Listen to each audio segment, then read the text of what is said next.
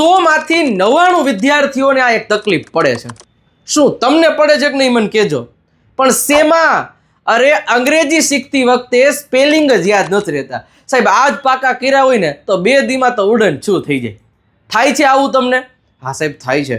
પરંતુ એની માટે મારી પાસે એક એવો મંત્ર, એક એવી ટ્રીક, એવી ટિપ્સ કે જેનાથી 1 કલાકમાં તમે 1000થી વધારે વોકેબ્યુલરી કયો કે શબ્દો કયો કે સ્પેલિંગ કયો તમે યાદ રાખતા થઈ જશો અને પાછા આજીવન નહીં ભૂલે. તો આવતીકાલે વિજય નાટ્ય નામની YouTube ચેનલ પરથી બપોરે 12:30 વાગે આનો સરસ મજાનો એક લેક્ચર લઈને આવ્યો છું કે જેમાં એક શબ્દ ઉપરથી હજારો સ્પેલિંગ કઈ રીતે બનાવવા અને કઈ રીતે યાદ રાખવા કે આજીવન ન ભૂલાય. તો અત્યારે જ હું તમને કહું છું કે વિજય નાટ્ય નામની YouTube ચેનલને સબસ્ક્રાઇબ કરી અને ઉપર દેખાઈ રહેલું થંબનેલ છે ને એ જ લેક્ચર હું આવતીકાલે 12:30 વાગે લેવાનો છું.